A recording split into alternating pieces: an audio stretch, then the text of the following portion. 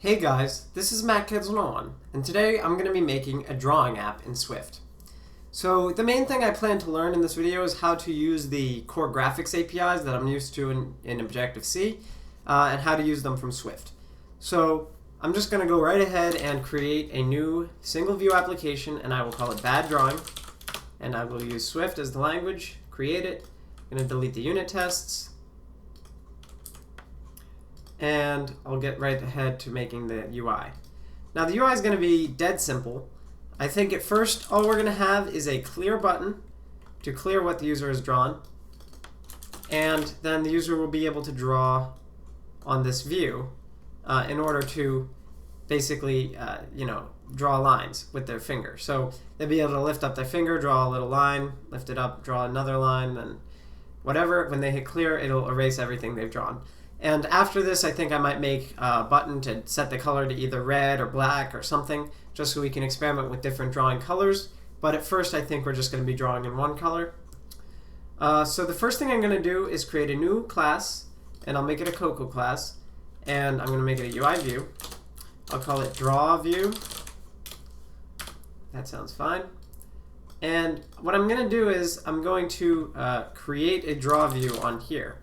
So I'm going to drag in a view, and you can see it's kind of hard to see because it has a white background. But I'm going to set its class, and I can do that here, to draw view. And so this way, it will essentially create a draw view on this view controller that now we can write code for. So in the draw view, we're going to have stuff that detects when they touch it, and we're going to draw the lines and everything, and there will be a way to clear it. But before I set all that up, I'm just going to set up an IB action just in our main view controller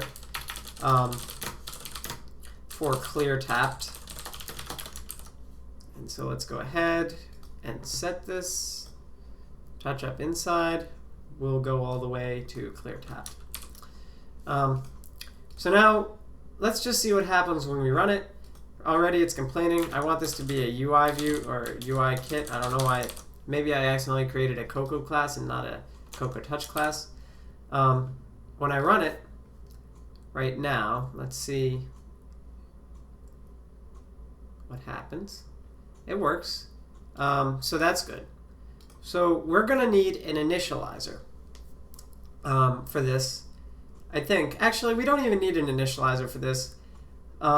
If we did need an initializer, we would either use init with coder or init with frame. I think for a view that we have set up in Interface Builder, we would use init with coder. So let me just give you an example.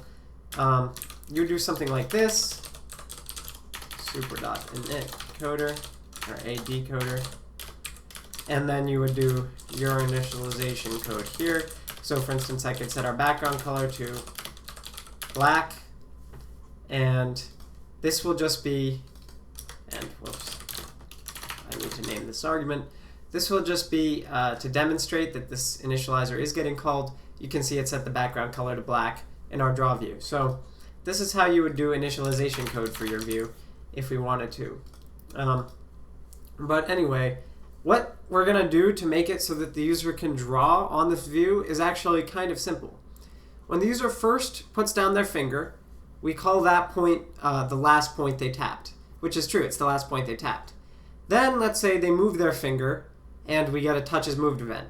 We now know where their finger is, and we know where the last place their finger was. So we draw a line between those 2 points. And then we update the last point to be the point they just moved their finger to. So that way when they move their finger again, we draw a line between the last point and the new point that they moved their finger to. So we're going to draw what looks like it's tracing out the path that they draw with their finger, but it's really just figuring out each point their finger passes over and drawing lines between the points. So that's not going to be too difficult, but we are going to need an array of lines, actually, an array of lines, and then we'll need to figure out how to draw that array of lines. So let's just go ahead and I'll create a new class called line so that we can declare our array of lines. And here we go. Here's why it didn't work before. It's because I was under OS 10 and not iOS. So I'm going to create a new Swift file, and I'll call it line. And I'm going to declare our class here, line. And start will be a CG point, and end will be a CG point. And when you initialize it,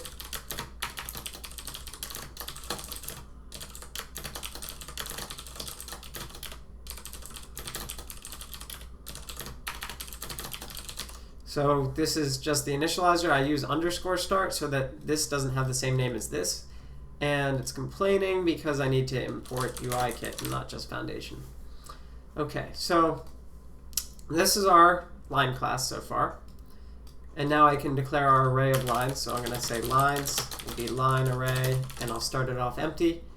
And I'm also going to declare our last point will be a CG point exclamation point. And here's already the feature that I have come to really appreciate about Swift that I really couldn't stand in Objective-C. In Objective-C, if I wanted to have a CG point that was like a property or a variable or something, I couldn't set it to nil, right? I couldn't set it to null. I couldn't tell if there was no point there. And I would just have to initialize it with maybe 0, 0 or something like that. In Swift, just with this nice wrapper type with this exclamation point, it doesn't always have to have a value, even though it's a simple C structure. So that is something I really appreciate about this language, is these nice wrappers. But anyway, let's go ahead and we're going to implement touches began and touches moved, because these are how we're going to get touch input from our user. So touches moved. So touches began, all we're going to do is we want to set the last point to be the point they just touched with their finger. So I'm going to do last point equals touches any object, location and view, self. And all this does is it will assign the last point to be the point they touched. This is how you get the point that they touched in a touch event. So now I'm going to go here and I'm going to say new point. So when they move their finger, I get the point that they moved their finger to. And now I'm going to add that line between the last point and the new point to our lines array. So to do this, all I have to do is something like this. So it's going to start at last point. It's going to end at new point. And this is how I add the line to the array. And the last step is to set the last point to be the new point. And this way, next time we move our finger again, the line will be drawn between the point here and the new point that they moved their finger to. So if that makes any sense, we don't want to have it so they touch the first point and then whenever they move their finger, no matter which point they moved it to, it would draw a line to that point. That would look ridiculous. And actually, maybe I'll show you what happens if we comment out this. I'm going to show you that after I finish making this work. So the last thing we need to do is actually draw all of our lines. We have a line array. It's going to get updated, but we need to actually draw all the lines on the screen. And this is the part that I'm not entirely sure how it'll work in Swift. I have some theories, but I don't know really how Swift interfaces with something that is a C API. CoreGraphics is a C API, and CoreGraphics is what we're going to be using to draw. So the function we override is actually pretty predictable. It's called drawRect. And drawRect will get called when it's time for our view to redraw itself. So what we need to do first is get access to the graphics context, which is basically, if you're an artist, the graphics context is the canvas you're about to draw on. So the way we get the context, and this is how it worked in Objective-C, I guess it's the same in Swift. So we use UI graphics get current context, and that will give us the context. And the type of this is CG context exclamation point. So that's nifty. So we get our context. That's very similar to how it is in Objective-C. And now we need to draw onto our context all of these lines. So to do this, we basically tell the context we're about to draw a path. Then we give it the points in the path. And then we tell it what color to make the path, and then we say stroke the path. And stroking is equivalent to brushing over the path. You can also fill a path, so if the path is a circle, it'll fill the circle. But in this case, we want to stroke the path. And maybe I'll show you what filling it looks like as well. But I said a whole lot. Let me show you how it works. So it looks like this is exactly the same way it actually worked in Objective-C when you were using the C API. we begin the path, and we give it a context. So these are a whole bunch of functions that take the context as the first argument. So we begin the path, and then I'm going to say for line and lines. This will go in order through every line in the lines array, and it'll put the line in this variable line. So that was a mouthful, but it's actually pretty simple. We're just iterating through all the lines and getting each one. So to draw a line, the first thing we're going to do is CG context move to point, and we can move to our line.start.x and line.start.y. And then we add a line to point, n.x, line.n.y. And basically, for each line object, we're just going to be moving to the start of it and then adding a line to the end of it. So this is just how CoreGraphics works. It's kind of arbitrary how it works, but this is how it is, and it's pretty simple. So that'll stroke each line. Now we need to set the stroke color. I'm going to use yellow. This is just, I'm going to use yellow. This is just an RGB value. And now we'll say stroke path. So we begin the path, we add the lines to the path, we set the path color, and then we stroke it. I could set the path color, I think, just about anywhere, but you have to stroke it after you're all done, and you have to begin before you start anything else. So this is how we're going to draw. And the last thing to do is whenever they move their finger, so whenever a new line is added, we need to say self.set needs display. And this will cause the graphics stack to redraw our view and call this method again, and it'll draw everything over. So this actually should be pretty good. I'm not sure if there's anything I'm missing, but we'll find out in just a second. So let's go ahead and run it. And it's kind of hard to see because it's thin, but it is drawing in yellow. So how about I make it thicker? Set line width. This will set the width to 5 pixels, and there you can see it. Let me make it black so it's more visually obvious that it's there. So I'm just going to change the RGB code, and there it is. You can see it's kind of hideous the way it's working right now because it's drawing lines between each point, and each line has a flat ending, so there's all these weird gaps. I may be able to do CG context set line cap context, and so here's an enum, CG line cap dot CG line cap. How am I gonna do this? CG line. Okay, let's just see what a CG line cap is first of all. It's actually a structure. So here we go. We want K CG line cap round. So this is interesting. It's a C API. This CoreGraphics is a C API. It's from the C programming language. So they, instead of using a regular enum, they just decided to have a wrapper around an integer and declare them like old school enums in Objective-C or C. But that's kind of bizarre. I was not expecting that. I was expecting a normal Swifty kind of enum. But anyway, now you can see it's much smoother. What this does is it basically just makes each line have a rounded end. So when you draw a lot of lines connected, it looks a lot smoother and cleaner. Now, we still haven't made the clear button work. And all we need to do to make the clear button work is erase everything in here in this lines array and then redraw. So I'm just going to go into view controller because this is where it is. And somehow we need a way for this view controller to access our drawing view. So I'm going to do that. I'm going to say var draw, how about draw view. Its type will be draw view. And I need to do IV outlet, I think. And let's go here and we'll say, and why didn't that work? Draw view. Huh. This is a draw view. And this is an IB outlet draw view. Maybe I don't need to have this. I did this before, so I should just be able to set this outlet. Huh. New referencing outlet, can I do this? No. Let's see how I did it in my bad calculator. That was the first thing I made, and I believe I did do some IB outlets. So let's open this up.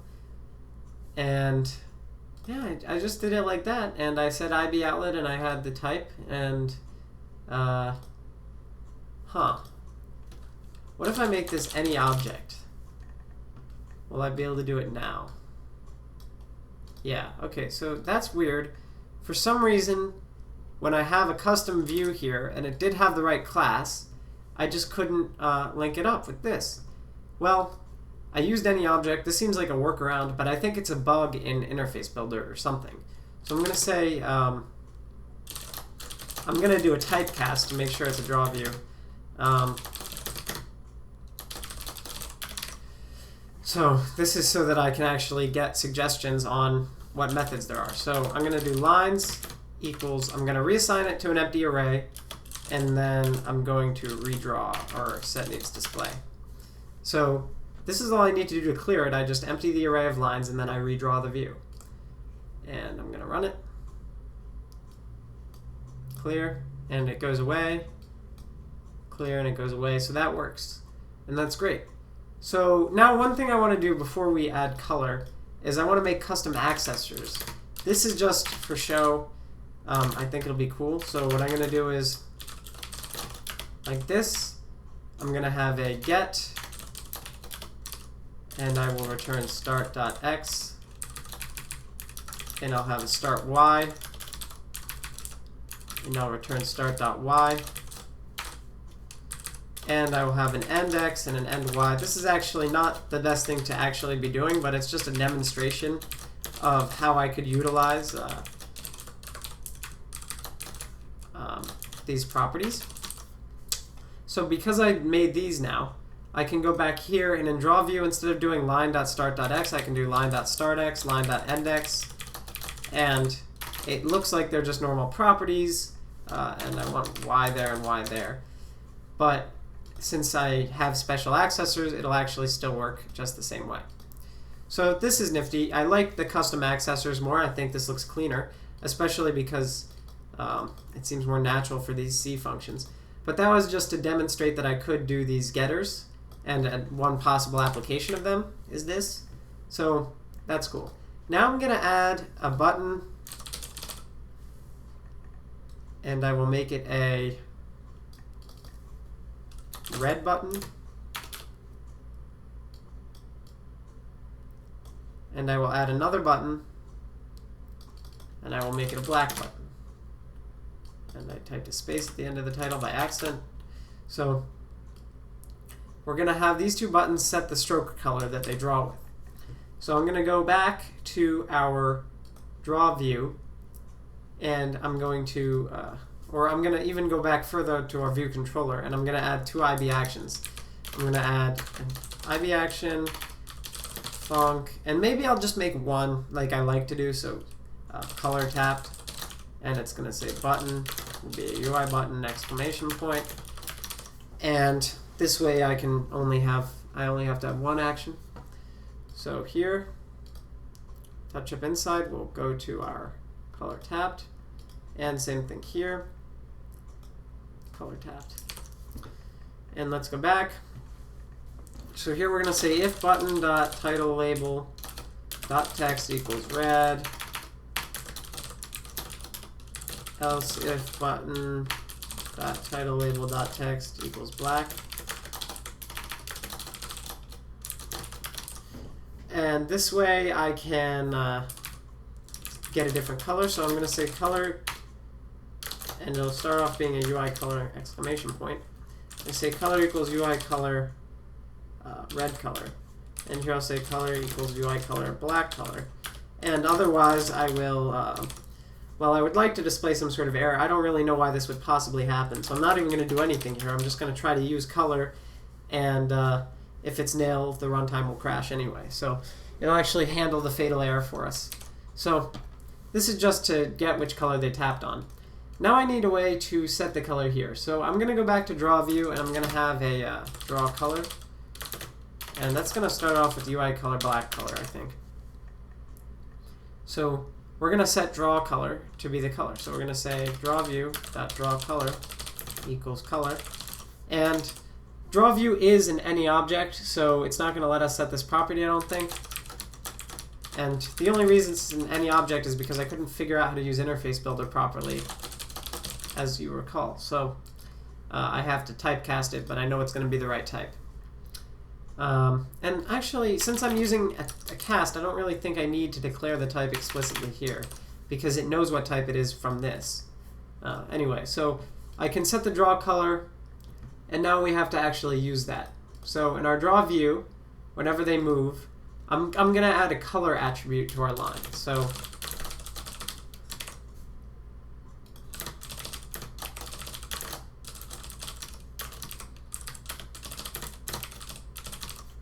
there we go. And UI color needs to have a capital C. So here we go. Our draw view will now, I'll give it a color and I'll give it draw color. So each line now has a color. I'm still not doing anything with that because you can't really, when you're drawing with the CG path, you only set one RGB stroke color and it strokes the entire path as far as I know. So what we're going to have to do is, well, this is probably not the best way to do it, but I'm just going to do it anyway for show. I can do this at the beginning because it's a global property, and I can do this as well at the beginning. But everything else I'm going to do in here. And so this is the way we were setting the color before. We were using set RGB stroke color. The problem with that is we don't have an RGB, we have a UI color. So in CoreGraphics there was a CG context set color, there was a set color with color, but that doesn't seem set stroke color. Oh no.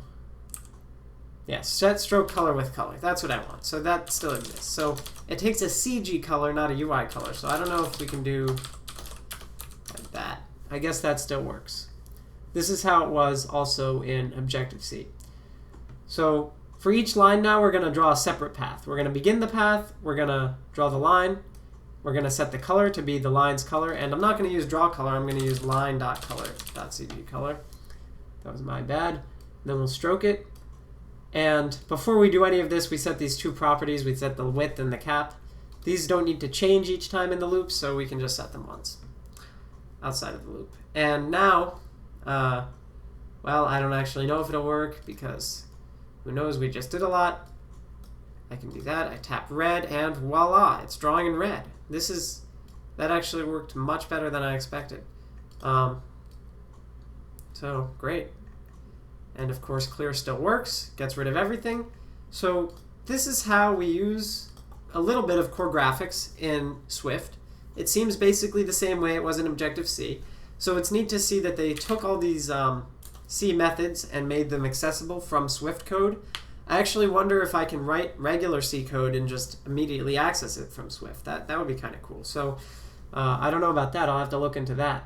And there's lots of things I'm not sure how I would do with pointers and various other things. But this is certainly a pleasant surprise to see how easy it is to use CoreGraphics and how similar it is to Objective-C. And I like the way I was able to use custom accessors, even though it's ugly and it takes up a lot of space, and I probably shouldn't have done that, but it's still cool to have that power. And yeah, so this was pretty much, it went according to plan. We made our drawing app, and it worked. So thanks for watching, MacHeads 101, subscribe, and goodbye.